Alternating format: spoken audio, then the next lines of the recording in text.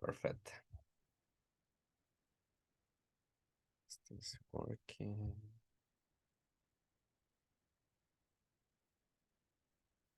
Yes. Okay, perfect. Good morning, everybody. Welcome to this class today. That is called Taking Care of Your Soil. And it's a pleasure for me to be here one more time, this time talking about soil. So, okay, please can you confirm if you can hear perfectly, if the video, everything, if we're ready to go? I can hear you. Thank you. Okay, perfect. Thank you. Okay, let's start. Well, first, this class is, as I mentioned before, is called Taking Care of Your Soil. I am Christian Acosta, agricultural scientist and agricultural educator for Cornell Cooperative Extension, Allegany County. And let's start. So, oops, here. Okay. So today we are going to be talking about soil, right? So why soil health matters, the soil sampling, soil testing, adjusting pH levels, soil amendments, and preparing the soil in the fall and preparing the soil in the spring. If you have questions at some point, just feel free to unmute your microphone and ask. Or in the chat also, I'm checking the chat section, so you can send your questions and let's start.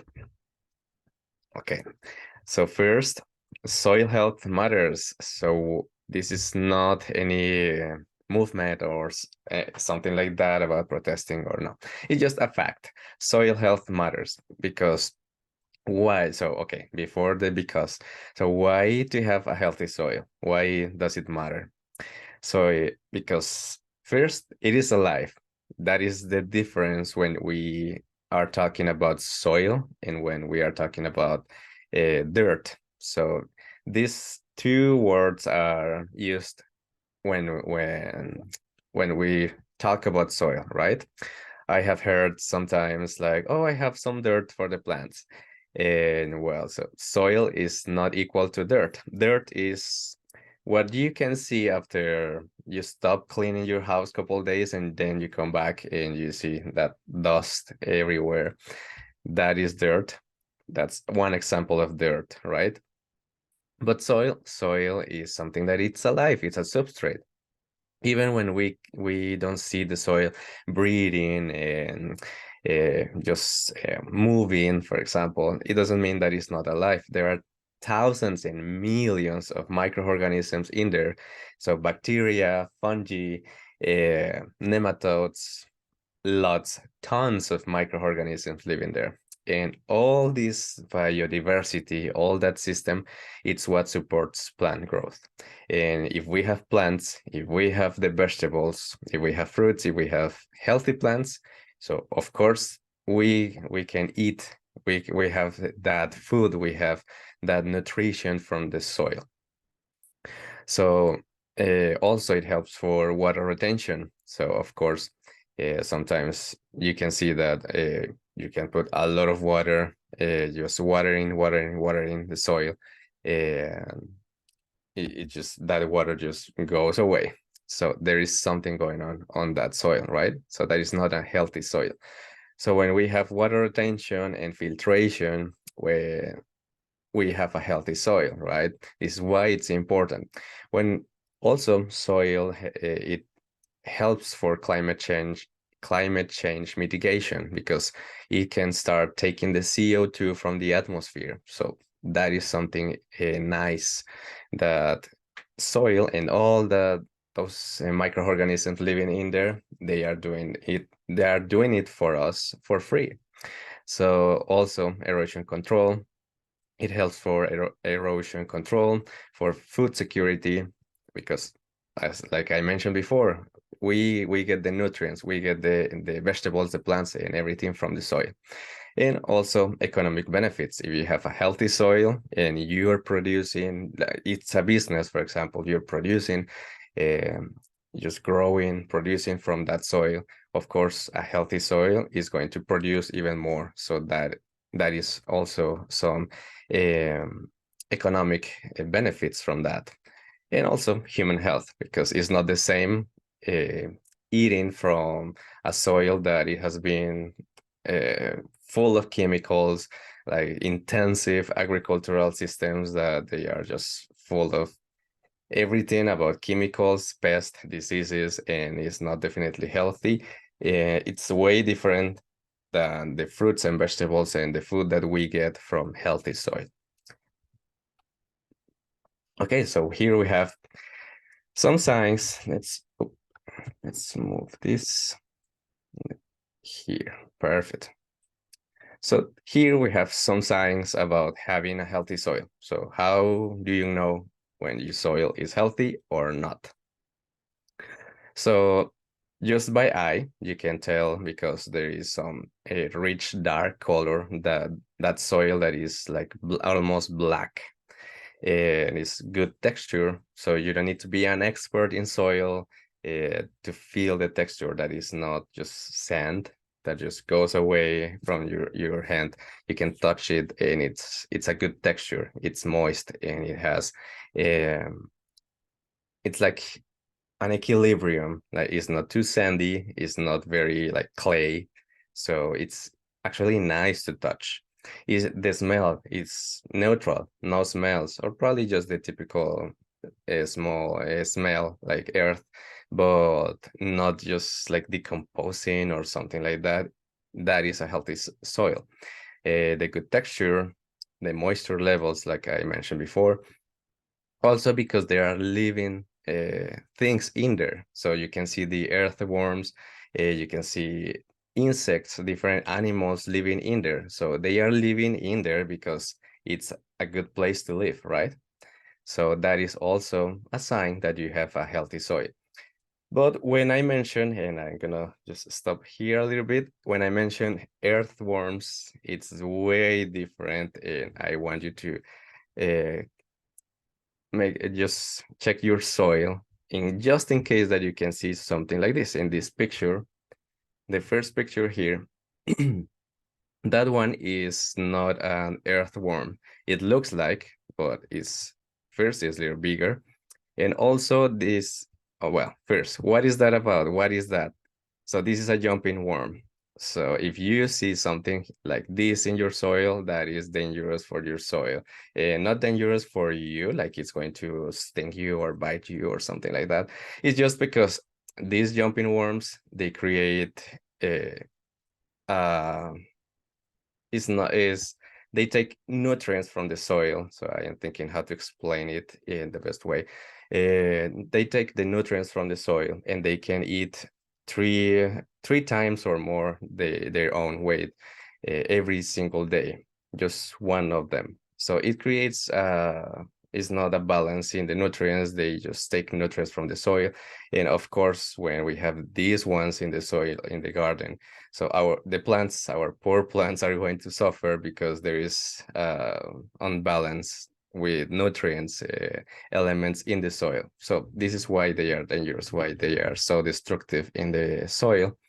So how to identify? So here, this is the first example of the jumping worm, and the second one is the earthworm. So the second example here, they are the ones that we want to see in the soil, not this one, not the first one. How to identify these ones? Well, they are called jumping worms because when you disturb them, when you take them, when you first take one of them, they start jumping and it's almost like a snake, that movement like that. But the earthworms, they are more gentle. They just move, but not like like a snake. That's the best example, that aggressive movement. But it's not like they are going to bite you or something like that. It's just the way that they jump. And this ring in here, that is the perfect sign. That is a jumping worm. That this ring here that is flat is uh, almost white. Is that creamy color, almost like white, no rings in that space. And you can see here in the earthworm, you can see here some rings, right? And it's not that white like this. So that is the perfect example.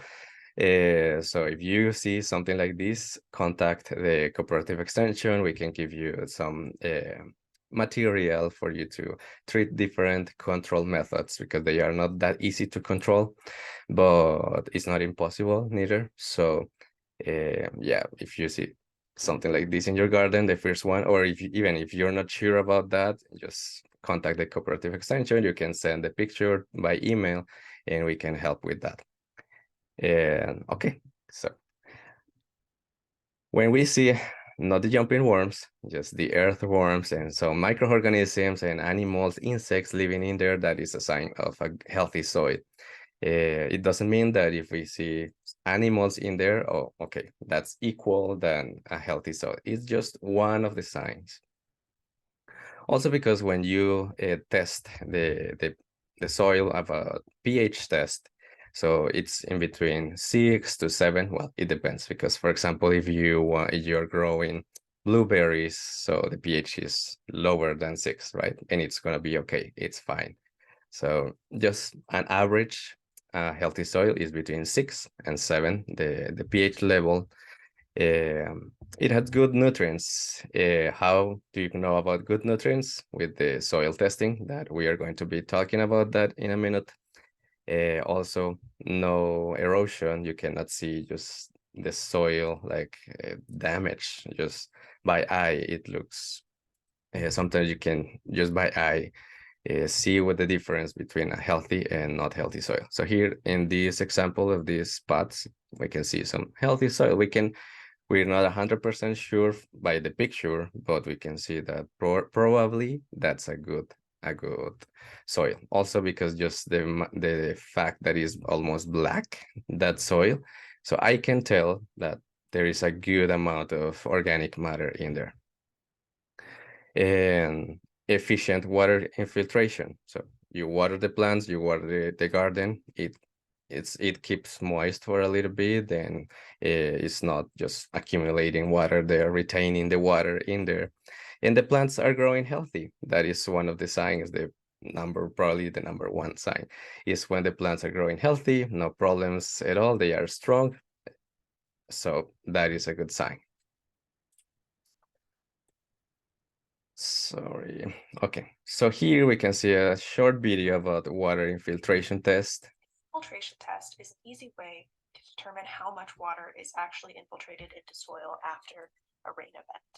In this instance, we compare two fields. One is farmed in a more conventional way with lots of chemicals and tillage and no diversity in the rotation. Our other field on the right has fewer chemicals, animal integration, and a diverse rotation. The materials needed to measure infiltration are a 6-inch diameter ring, some plastic wrap, and 500 milliliters of water. You place the 6-inch diameter ring in the ground a few inches, place the plastic wrap on top, and then pour in water. The water is meant to estimate 1 inch of rainfall from a storm event. After, you remove the plastic wrap and you record the time it takes for the water to infiltrate. You can perform this test as many times as you'd like to see how many inches of rain your soil can infiltrate.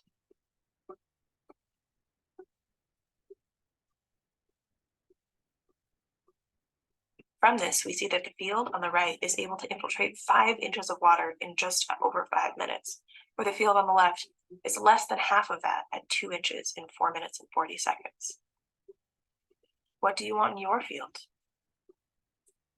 Make sure to follow the soil health principles in order to keep your soil healthy and infiltrating water. For more, check out the Land Stewardship Project at landstewardshipproject.org. The infiltration. Okay, so here for this short video, we can see the difference, right? When we have just about water infiltration, we can see the difference between a healthy soil and definitely not healthy soil. So that is one of the tests that you can run if you have some spare time and be doing something like this. And okay, so we can just by eye, like I was talking before, just by eye, probably tell that this soil is healthy or not. But the best way to know if the soil is healthy, if it's not, the nutrients in the soil, etc., is with with a soil testing, soil analysis. So test your soil, and this is so simple, and you don't need to. It's not that expensive. It's less than $20, and well, it depends. Some laboratories, but it's not that expensive, and you can run it every year or every 2 years. It depends about what you are growing in your garden, or if it's an agricultural system that you can keep growing and keep growing things. Okay, so how to start this process? So it's not too it's not too complicated. It's not too difficult. It's easier than you think. So first, we need to take a sample. I'll take a sample of soil. So how to do that? So this is a process that you need to take your time. So not just like rushing right before going to work, or uh, I'm going close to the cooperative extension today, so I need to go quickly and take the sample. So no, just take your time. Another day probably where you can actually go around the garden. Well, if it's just a rice bed or a small garden, that's simple because yeah, you can go and take the sample so easy, right? It's easy. But if it's a bigger space or you're planning to start a garden in some area, so in that case, you can go around the property or the area where you're going to start. And well, before that, of course, the materials, what you need for something like that is simple. Just with a bucket, a gardening trowel, or if you have probably the soil sample tool, this is one of the soil sample tools. Uh, so if not, just a gardening trowel, and that's it. Or just any tool that you can dig a little bit of the soil. A bucket, zip bags, and that's it. You don't need a lot of tools for this. Okay, so you just take your tools, your bucket, and go walking around the garden. So, for example, here we have the example of the house, and here we have uh, a sample here, a sample here in the backyard, sample 3, in the trees, sample 4, in the front yard, sample 1. So here total 4 samples, right? But this is if we have a large space. This is, for example, if we can see uh, a difference, for example, from the backyard to the front yard, that you can see the soil is not the same, or the plants are growing healthy and beautiful in the backyard, but probably not in the front yard. Or, oh, okay, I have my farm and it's all these many acres, and in this area they are growing healthy, it's beautiful, and it's nothing going on there. So, but probably a couple feet apart, now it's different, and something like nothing grows in there, or the plants are growing but not that healthy, a lot of pests and diseases. So in that way you can be okay, so it's not the same soil. You can be checking the soil just by eye, the behavior of the plants, and see how they are doing. So if you need to take multiple samples, it's better to do it instead of mixing everything. And if the soil is not the same, it's not homogeneous, that is like the same soil, it's better take different samples. Why? Because, for example, if we have the front yard, something is going in there, probably low nutrients, erosion, the water infiltration is not the best, so something is going on there. And you can have one sample from here, and the backyard is perfect, so everything grows healthy, and then you mix both of them, so it's going to be a way different result when you send that sample to the laboratory, and then you start doing like fertilizing and doing a lot of things for both, like if they were the same. And of course, the plants are not going to be growing healthy, and probably at some point, for example, if the front yard needs nitrogen and the backyard doesn't need nitrogen, so you're going to start having way like too high nitrogen levels in here. So if You don't see any of this? If it's everything like the same, okay, so you can go around and go walking and take a sample from here, for example, and put in the bucket. So how deep you need to dig to take the samples? So it's about 6 to 8 inches deep, more or less. So you just need to, with the trowel or with the tool that you are taking the soil sample, remove the first the first layer. So don't put in the bucket any grass or rocks or roots or something like that. Just the soil, only the soil that is about 6 to 8 inches deep. That's the one that you need to to send to the laboratory. So okay, you can take that sample, put in the bucket, keep walking around and take another sample and put in the bucket. So together you start mixing those samples, those sub samples, and go around and take multiple samples. So here in the first example, we can see here multiple samples. You can take 10 samples, 5 samples, 20 samples. This depends about how big is your area. If it's not that big, you need probably 5. So that's gonna be okay. And mix everything in that bucket. And once everything is mixed, take about 2 to 4 cups of that soil and put it in a zip-top bag. Well, if it's wet, yeah, I recommend that you put on it can be any surface and wait for the soil to be dry, and then put in the zip-top bag and send to the laboratory, or you can drop in any cooperative extension and we can help with that to send to the laboratory. And something to avoid taking soil samples is close to the fence lines, close to the roads, near roads or any bonfire or burning areas that you have. If there is a compost, so avoid to analyze that, because if you send a compost as a soil sample, so of course it's not going to be that accurate. There is different testing if you want to test your compost, so you need to just make sure that you tell the person, okay, this is to analyze compost and not soil. So avoid that, those areas, the compost areas or areas with erosion, because of course that soil is way different, unless you want to test um, that soil with some erosion. And that's it. It's so simple. You can just bring your samples to the cooperative extension and we can help you with that to send to the laboratory, and then couple days you get your results.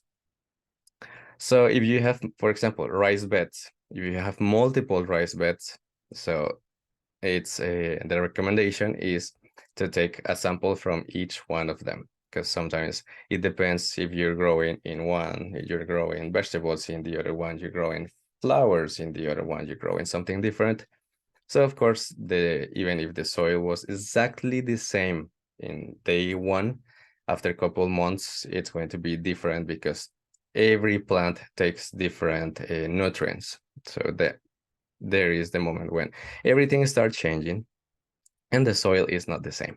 So take this in mind if you have the rice beds or some different crops around. So when you send the laboratory, or when we help you and we send the sample to the laboratory, what is going on there? What is analyzed in that soil test? So in the soil testing, this depends if you are testing for a garden, for vegetables, vegetable garden, if it's just for corn, for apples, for different, if it's an orchard, if it's for vegetable garden, if it's a commercial crop, if it's, well, I mentioned corn. So for example, if it's corn for silage, or if it's corn to get the corn in the cab, so that is a different test.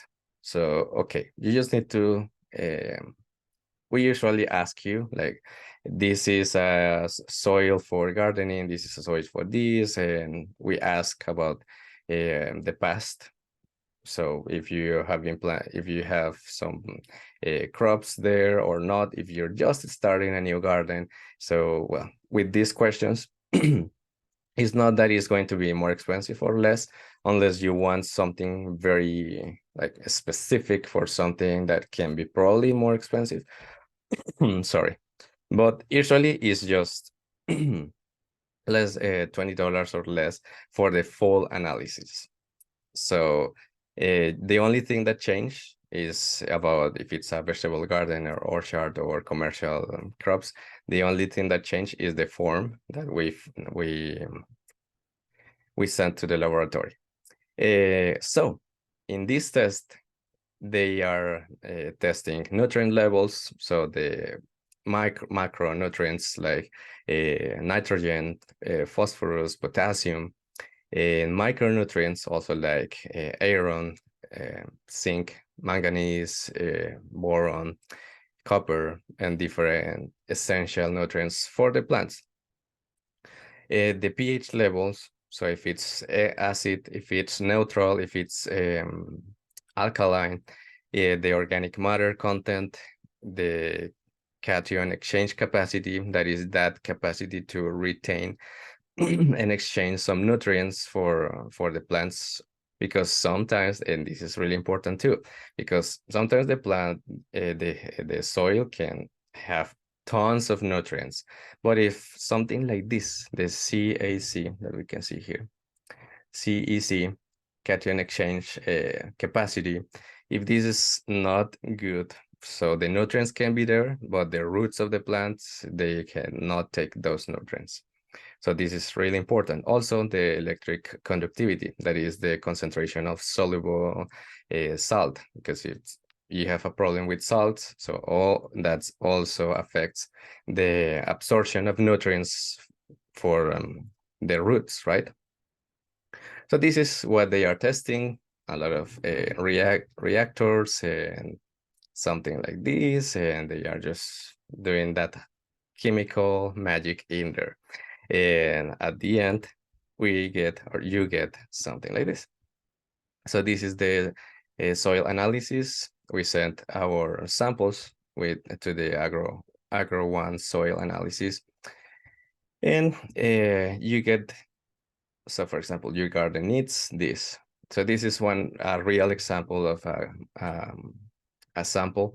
So for example, here your soil needs a pH adjustment, a nutrient, a nitrogen, phosphorus, potassium, and it tells you if it's good, a good level, if you need more, or it's too high, the levels of nitrogen. And this happens a lot sometimes, especially nitrogen, because yeah, the plants, they need nitrogen to grow like green, beautiful leaves, but it's not the only thing that they need. And if the soil has nitrogen, so you don't need to apply and apply and apply. So this is this is why it's so important to test the soil, because in this way, you know if you need to keep putting like more nitrogen or no, stop applying nitrogen. Or if you need well, any other nutrient, or adjust the pH or the organic matter. So this is what you get in here. So we're going to be talking about this, about how to lower the pH and rise the pH, lower the pH, the organic matter, how to work with the water retention. So for example, pH. So we are talking about pH. This is a common parameter for the success in in our gardens. So this is an example about popular fruits and vegetables in the perfect or ideal pH testing, pH levels. So the artichoke, the beans, carrot, cucumbers, and if you can see just the average, more or less, for the average for all of them, it's between 6 and 7, 7.5. And some of them, they need, for example, here, the strawberry, for example, 5. So with an acid soil, you can still grow some strawberries. The blueberries, 4 to 6. so they love acid soils. So right, and just the average 5.5 to 7. It's so easy if you have, for example, acid soil and you want to raise the pH than having an alkaline soil and trying to lower the pH. And well, if you have questions about this specifically for something that you're planning to start carrots or any vegetable or fruit and you're not sure, or your uh, soil analysis is telling you that is too alkaline or too acid, so you can always reach out and ask about that. Okay, so when we get the results from the laboratory, so we need to do something, because it's not okay, I know that my soil is not good and that's it. No, we need to do something about that, right? This is why we test our soil. So soil amendments, this is the word that is like fixing or helping your soil to get better for that plant, for that crop that you're planting, or just to have a healthy soil. So here you have some soil health hacks, how to improve that quality of your soil. And it's something that you can be doing day by day, and it's not that expensive, and it's just getting that habit. And it's, for example, adding organic matter. So you can add organic matter with the eggshells. So every time that you're cooking and you have your eggshells, instead of throwing those ones away, you can just keep there, just use your egg and keep the shells in the same container. And when all of them, you use all of your eggs, so you can take all of them and just put it in the garden. If you want to take that extra time, so you can put in the dehydrator or the oven and just make sure that it's totally dry, and blend with the blender or just smashing those ones. And then having that powder and spread that one on the garden. So in that way, of course, the soil is going to that process is going to be way faster than just throwing the whole thing in the garden.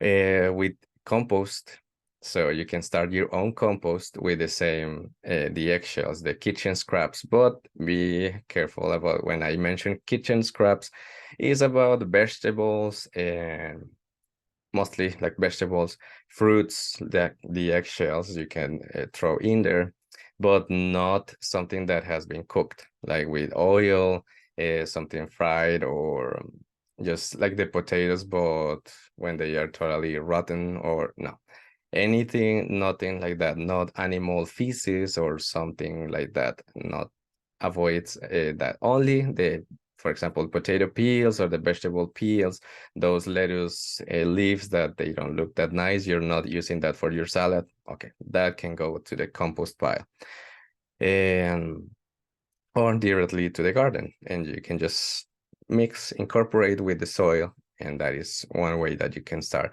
adding organic matter.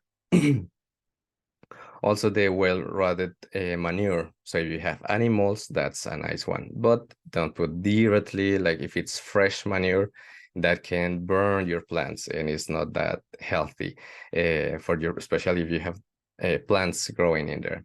So just wait until the smell, you can just see by the texture of the manure, and the smell is not that strong.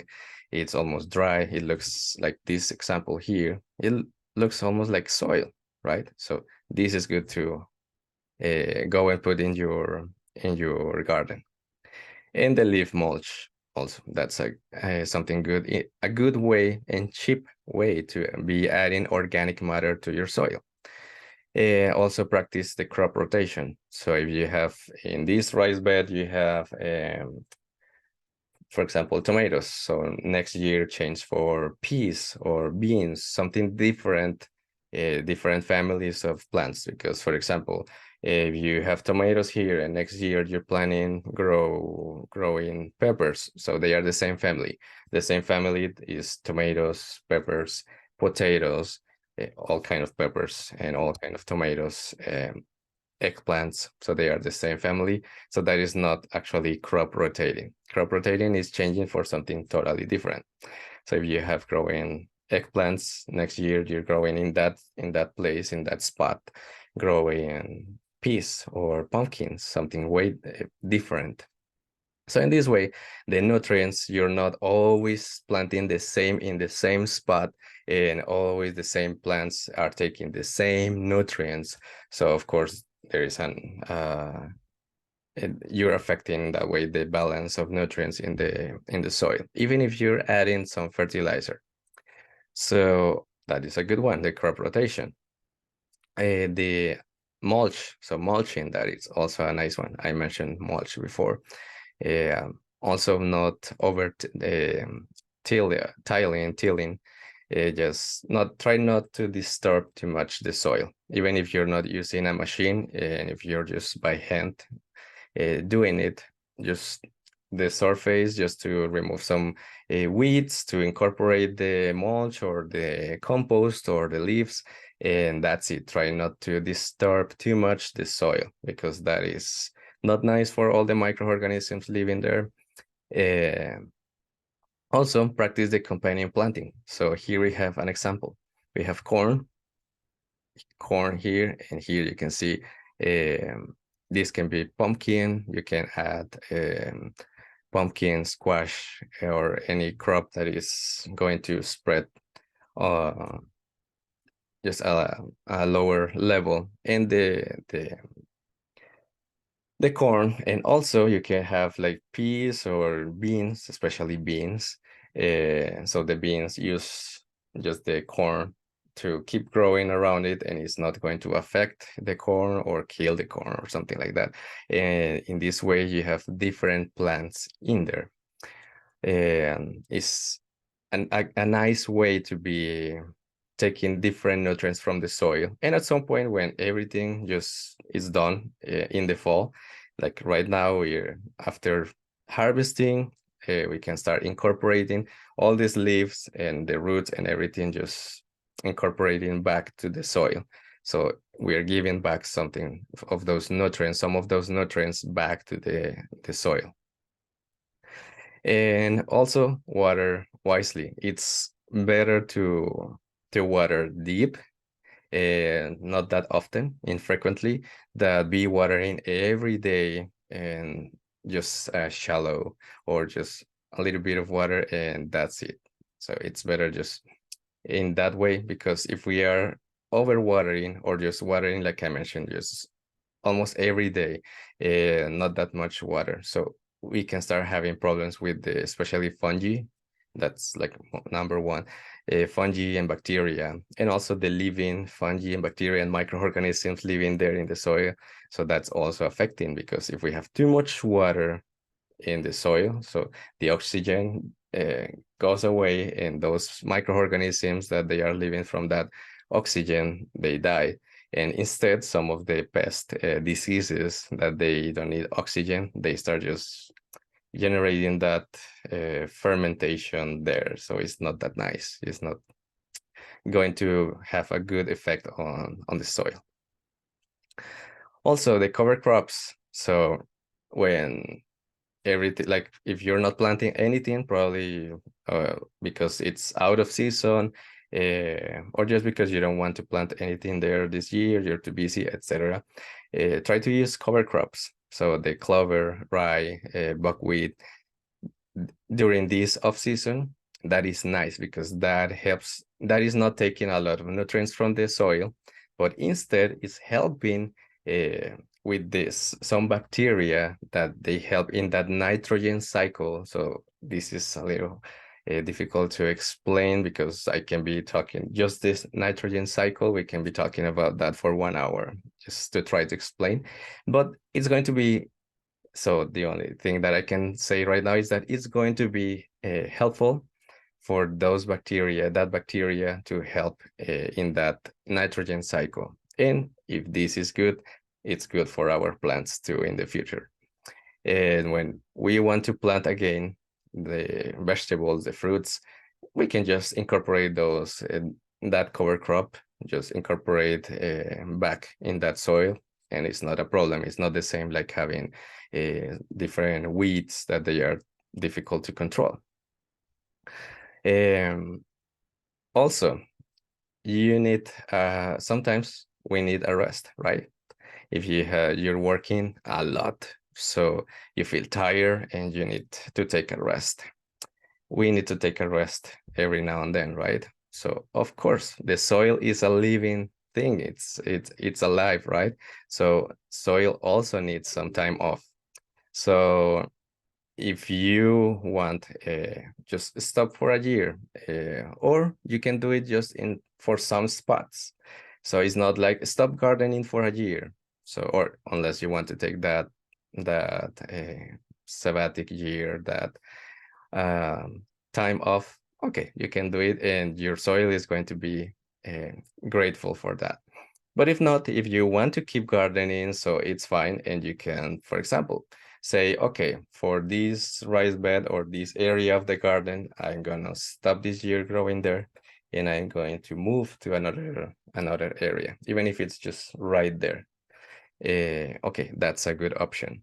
So in this way, if you give that time off to your soil, you are allowing the soil to recover again, to take that rest, to work in the nutrients, to all that biodiversity of fungi, bacteria, organisms there working for free, to have a healthy soil, a healthy house in there, healthy environment.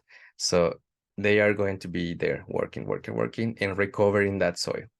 So of course, after 1 year, for example, 1, 2 years, you plant again your vegetables, your fruits, it's going to be just like restarting again, just a fresh start. And it's going to be rich in nutrients and organic matter, and it's going to be healthy. So if you can, give that time off to your soil. Also, you can use the compost tea, and that's why here you can see the tea, because it's like when you just have a cup of tea, for example. I have just here one example, that tea bag, right? Well, probably you cannot see here, just a tea bag. But instead of using tea from the store, you're using compost. So in this way, just using a fabric or something, or just a little bit of the compost in a bucket mixed with water, and then strain that, or just adding in that way to the garden, that compost tea, that water with the compost in there.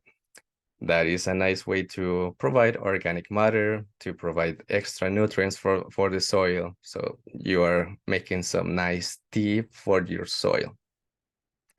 And avoid chemical products. So I'm not telling you go 100% organic, because sometimes there is some pest or diseases or something that we really need to use some chemicals, but use chemicals like the last option. This is why it's better when you're growing, when you're gardening. It's important to be just checking the garden and prevent. Always prevention is better, uh, because when we have already pests or diseases, it's first expensive, because you need to be expending money in chemicals, and then just it's not nice for your soil. Also, the weeds, so weed regularly, so you can don't allow the weeds to take control over the space.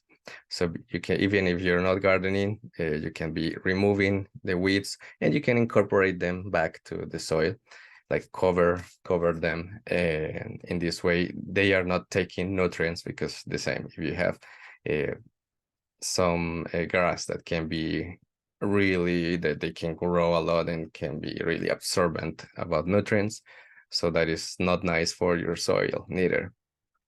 So this is why to be removing weeds regularly, and rotate if you have the soil in the rice beds, you can rotate that one. So that is a nice practice that you can do for your soil. Okay, so now before moving for the last part about having a healthy soil and taking care of our soil, is preparing the soil in the fall. So this is some of the, not controversy, but some discussion about it's good to be preparing the soil in the fall or in the spring. So here we're going to be talking about both. So preparing the soil in the fall, like right now. So it's the time of the year when we are harvesting, probably taking our last harvest. And it's getting chilly, it's getting colder, the plants are stop that growth, they are not growing that well, they probably are healthy, but I mean they are not growing a lot and growing happy like a couple months ago. So okay, now we're start getting ready to prepare the soil, right? So start taking those plants out and just you can incorporate those plants back to the soil or throw in the compost pile and start getting ready. So what to do? It's better in the fall to start preparing the soil in the fall or in the spring.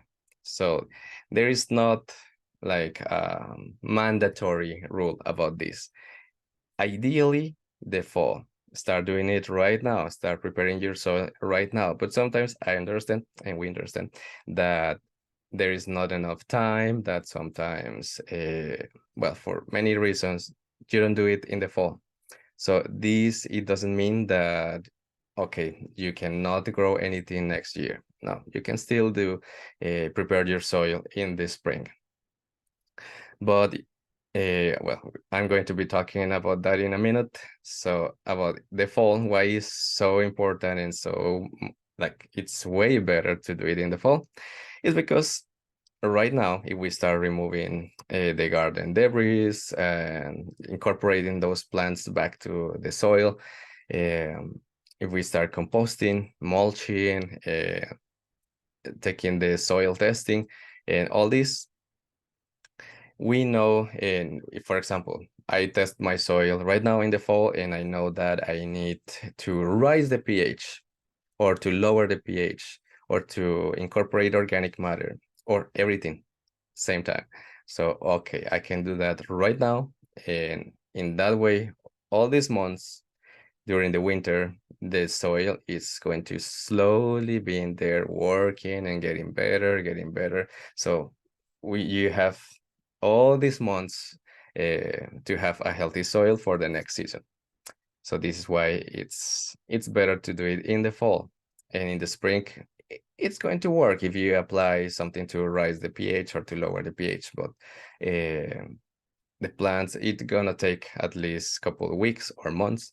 So it's not the same. That is the only difference. And okay, so what to do? You can start, like I mentioned, removing the plants, incorporate into the soil again. Try to avoid the diseased plant. It means try not avoid the diseased plants. If you have plants with mildew or any disease that it was killing your plants or affecting your tomatoes, your vegetables, your fruits, just take those ones and away, just throw it in the garbage, especially in the garbage or just far away from your garden. And composting, mulching, you can start your compost pile. This is the perfect time of the year to start your compost pile. If you, so here, if you don't have any idea about how to start composting, we have in our YouTube channel one class about composting. Just if you are experienced or not in composting, you can scan this QR code and you can see what you can watch that video about composting. This is the perfect time of the year to do it. The soil testing. With the soil testing, you know if you need to do amendments, so you can start the amendments for the soil. You can start cleaning your gardening tools and start planning for the spring. And how to be planning for your spring? Well, based in the previous experience. So if this year, for example, you didn't have any success with vegetables, with peas, but the tomatoes were perfect and fantastic and growing happy, okay, now you know that for that soil, probably you need to do some amendment if you want to grow peas, or if you want just to avoid that one next time and keep growing the tomatoes or something similar to the tomatoes, etc. So you can start planning for the spring. And if you have some perennials, so it's something nice for them is to add some mulch around if it's necessary, if it's too cold. So a cover with you can cover with some fabric, for example, if it's necessary. If not, just with the mulching around and fertilizing the soil, adding that organic matter. So in this way, we have the soil working there all during the winter, and also protecting the watering systems, because this can be really expensive sometimes, especially because the winter comes and sometimes we forget, like, oh, we don't need to water the plants anymore, so we leave everything outside, and then that equipment can be just can be damaged by the temperatures and the water freezing in the watering systems. Okay, now if you forget and you don't have the time, or you forget about doing all this in the fall, so no worries, there is still time in the spring. Of course, it's not the same, but it doesn't mean that you cannot do it. So preparing the soil in the spring is the same, just be cleaning some weeds and debris that probably from the winter, even when you clean in the fall, but still some hardy plants growing in there, some weeds can be really hard and they is overwinter. So remove the weeds and any debris from the winter, check the moisture level of the soil, if it's retaining water, if it's doing it normally or not, if it's too dry. So this is one of the hacks that I forgot to mention in the soil health hacks, and is that if you have problems with water retention, there is something like almost magical that is well, there are two products actually. The biochar, this is one of the products that is being used a lot right now. Lately, it has been used a lot, the biochar, like charcoal biochar. And another thing is the water crystals. So it's that material it's similar that system like the diapers for the babies, that it retains the water there. So you don't need to be watering too often, especially for the soils that they are high in sand, that all that what you water and then 1 hour later is just totally dry again. So that is a nice option if you have a soil like this.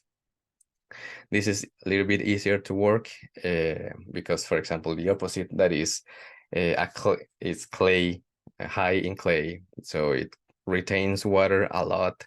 So that is harder to be working with clay than just a sandy soil. Okay, so working in the spring, you can run the soil test, and then after the soil test, you know what to do or what not to do for the garden, and you can start the soil amendments. And of course, because we are starting in the spring, so the plants are not going to start that. The plants are not having those benefits of that those nutrients directly from the week number one. It's going to take at least a couple of weeks or even months sometimes. So it's going to take time, but okay, it's better to do it instead of just not doing anything in the fall or nothing in the spring either. So it's better always to do it. And prepare your soil, like I mentioned, avoid the over-tilling, tiling, and it's the perfect time to create your garden beds, to add fertilizer. And well, why I didn't mention like how to use the fertilizers, and it's because it depends about what are you planning? Are you planning to grow vegetables or fruits, or just flowers, some ornamental plants, or it's for a lawn? So this is why it's hard to tell just average or something uh, general for everybody. And because, for example, if you're doing it for the lawn or for the vegetable garden, you go to the store and you can find a lot of products in there. So my advice always is follow the instructions in every product, because it's not the same even if you can see the NPK. So okay, that has nitrogen, phosphorus, and potassium. That's good. I apply in the same way that I was doing with my previous fertilizers, and then the plants are reacting in different ways. So always read and follow the instructions, the dose, and everything for every fertilizer. Some of them you need to do the math about how much to be applying, but for many of them now in the market, they make us lazy. I like I say that they make us lazy because nowadays if you're planning tomatoes. So now you can go to the store and there is a bag that say fertilizer for tomatoes. If you're planting herbs, now it says fertilizer for herbs, and it's liquid or in a powder or the little pellets, the little balls that it's the granulates, however you want it. So it's so easy and convenient for us. So that is something that's why it's part of reading the labels.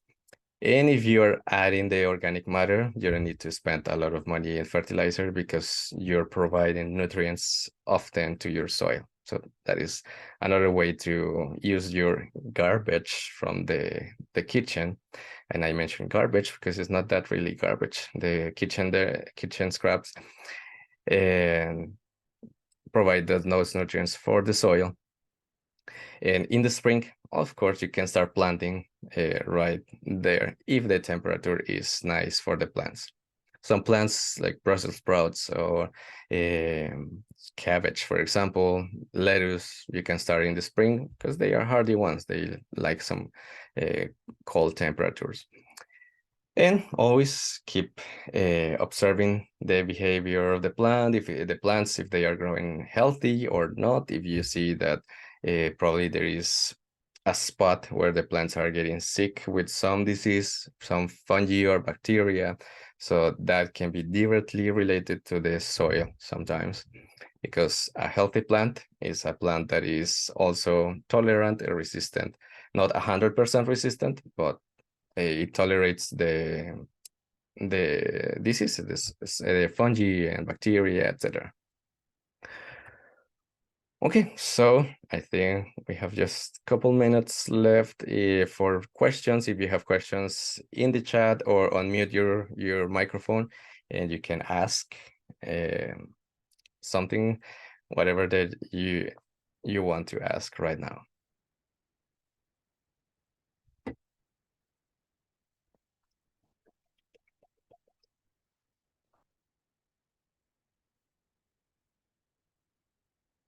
Okay. So if not, and you remember probably in 1 hour, 2 hours, or when you're doing all of this, and you remember you have some questions, or, oh, something is happening with my soil, I don't know what is that about, or how to do this, or confused, like it doesn't matter. What is the question? Feel free always to reach out and ask. Always, we are happy to help at any time. Send the pictures if you have something going on, then you can take the pictures. That helps for us to just try to identify pests or diseases or something going on with the soil or plants that you're growing. And just an invitation that I want to extend is our Master Gardener volunteer program. It's open right now. The registration process is open right now. It started in September 1st and it goes to October 6th, 2023. And if you want to know more about this program and what is this about, how to be a Master Gardener volunteer, and all about this wonderful program that we have in Cornell Cooperative Extension, You can visit our website here, alleganycccornell.edu. So here, this is the website in the gardening section, or here you can see Master Gardener volunteer training, and here's the information and everything. This is the video that you can watch, and you can join our group of Master Gardeners and be learning about this in detail, about these topics, about soil and gardening, just many classes, many topics to be learning. This is a process that we keep learning and learning, and it's a beautiful way to give back to the community. Thank you, everybody, for being here. And if you have questions, like I said before, you can reach out at any time. So this is our contact information, in this case, by email or by phone. And for suggestions, also, if you want to learn about specific topics in the future, you can send that suggestions. I would like to learn about this or this, and we can plan some classes like this. And most of these classes are for free. So thank you for being here, and I will see you in the next class. Have a wonderful day and wonderful Thank you, Christian. gardening. You're welcome. Let's stop the recording.